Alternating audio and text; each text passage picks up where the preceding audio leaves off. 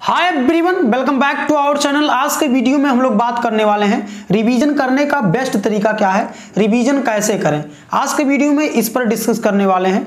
इसको बताने से पहले मैं आप सभी को एक चीज बताना चाहता हूं। आप सभी के मन में एक डाउट आ रहा होगा कि भैया आखिर रिवीजन हमको क्यों करनी है, रिवीजन हमारे एग्जाम के पॉइंट ऑफ व्यू से इतना इंपॉर्टेंट क्यों है। ठीक है, तो सबसे पहले इसको हम लोग समझ लेते हैं, उसके बाद में हम लोग समझेंगे हाउ टू रिवीजन, रिवीजन कैसे करें। तो आप सभी ने सुना होगा, आपने अपने स्कूल में सुना होगा, आपके टीचर बताते होंगे कि भैया किसी भी चैप्टर को आप क्या करिए 2 से 3 बार रिवाइज करिए। अगर आपने किसी टॉपर का इंटरव्यू सुना होगा तो टॉपर भी बताता होगा कि आप क्या करिए, किसी भी एग्जाम को देने से पहले आपको अपने सिलेबस को 3 से 4-5 बार क्या करनी है, उसको रिवाइज करके तब जाके आपको अपने एग्जाम को देनी है। ठीक है, देखिए एक रिसर्च के अनुसार पता चला, जो हमारी ह्यूमन बॉडी होती है, जो ह्यूमन माइंड हमारा होता है, किसी भी चीज को पढ़ने के 24 घंटे के बाद वो अगर उस चीज को रिवाइज ना करे तो उसकी 40% चीजें वो क्या होता है, भूल जाता है। ठीक है, अगर वही वो 24 घंटे के बाद उसको रिवाइज कर ले रहा है तो वो चीजें उसको 2 से 3 दिनों तक याद रहती हैं। अगर उसको फिर से वो रिवाइज कर ले रहा है तो वो चीजें उसको और लंबे समय तक याद रहती हैं। ठीक है, अगर वो चीजें बार बार उसको रिवाइज कर रहा है तो क्या होती हैं, वो चीजें उसके लॉन्ग टाइम मेमोरी में चली जाती हैं और वो चीजें उसको लंबे समय तक याद रहती हैं। तो ये बेनिफिट हुआ हमको अगर किसी भी चीज को लंबे समय तक याद रखनी है तो हमको क्या करना है, रिवीजन करना पड़ेगा। दूसरी चीज टाइम का बचत होता है। देखो रिवीजन करने से क्या होता है, टाइम हमारी क्या होती है, बचती है। जैसे कि आपने किसी भी चैप्टर को पढ़ा, ठीक है, अगर आप मान लीजिए कि आपका पेपर आ गया, आपने उस चैप्टर को बीच में रिवाइज नहीं करा तो क्या होगा, पेपर जब आपका आ रहा होगा तो क्या करनी पड़ेगी, आपको उस चैप्टर को फिर से शुरुआत से पढ़नी पड़ेगी। अगर तो आपका जितना समय आपने पहले पढ़ने में लगाया था उतना समय आपको फिर से उस चैप्टर को देना पड़ेगा। अगर आपने इसी चैप्टर को बीच में रिवाइज कर लिया होता तो आपको इतना समय नहीं देना पड़ता अपने चैप्टर में।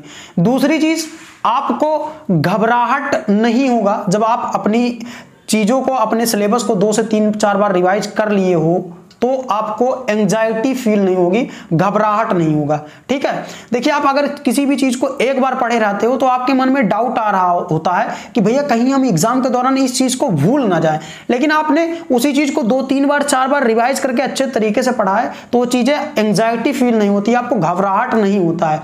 देखिए एग्जाम से पहले बहुत सारी घबराहट होती है, तो ये एक चीज होती है। अगर आपने सिलेबस को अच्छे तरीके से 3 से 4 बार रिवाइज करा है तो आपको घबराहट फील नहीं और आप अपने एग्जाम में बहुत बेहतरीन करके आने वाले हो। देखो जब आपका माइंड थोड़ा सा शांत रहेगा, आपको घबराहट नहीं होगी, तो आप चीजों अच्छे तरीके से अपने एग्जाम को रिप्रेजेंट कर पाओगे, अच्छे तरीके से आप अपनी कॉपी को लिख पाओगे। ठीक है, तो ये चीजें होगी।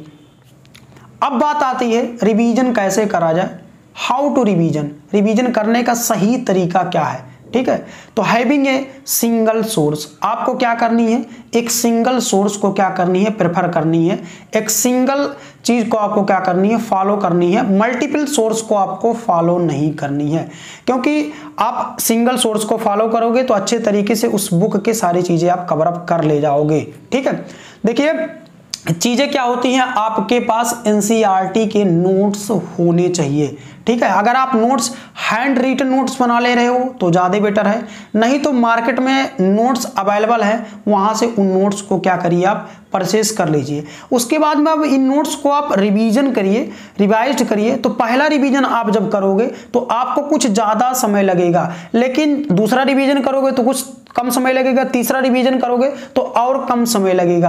अब आपको क्या करनी है, आपको उन टॉपिक पर ज़्यादा फोकस करनी है जो टॉपिक आपका वीक है। आपको जो टॉपिक आ रहा है उन टॉपिक को आपको ज़्यादा समय नहीं देनी है रिवीजन में, आपको उन टॉपिक पे ज़्यादा समय देनी है जो टॉपिक आपके दिमाग से भूलता चला जा रहा है। ठीक है, दूसरी चीज शॉर्ट नोट।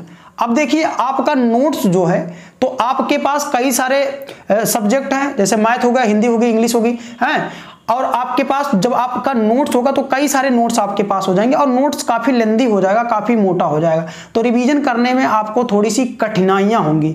तो उसके लिए आपको क्या करनी है, शॉर्ट नोट प्रिफर करनी है, शॉर्ट नोट बनानी है। तो देखिए शॉर्ट नोट कैसे आपको बनाना है, शॉर्ट नोट में आपको क्या करनी है, किसी भी चैप्टर के किसी भी आपने किसी पर्टिकुलर चैप्टर उठा लिया, उस चैप्टर के मेन पॉइंट को आपको क्या करनी है, शॉर्ट नोट में नोट करनी है। इंपॉर्टेंट टॉपिक को क्या करनी है, उस शॉर्ट नोट में नोट करनी है। जो टॉपिक आप भूल रहे हो बार बार, उन टॉपिक को आपको क्या करनी है, शॉर्ट नोट में नोट करनी है। पहले जो चैप्टर आपका 10 से 15 पेज में था, अब शॉर्ट नोट में वही चैप्टर आपके 2 से 3 पेज में हो जाएगा। अब आपको बहुत जल्दी से आप हर एक चैप्टर को रिवाइज कर पाओगे, हर एक चैप्टर को कवर अप कर पाओगे। तीसरी चीज, मेक योर फिक्स शेड्यूल।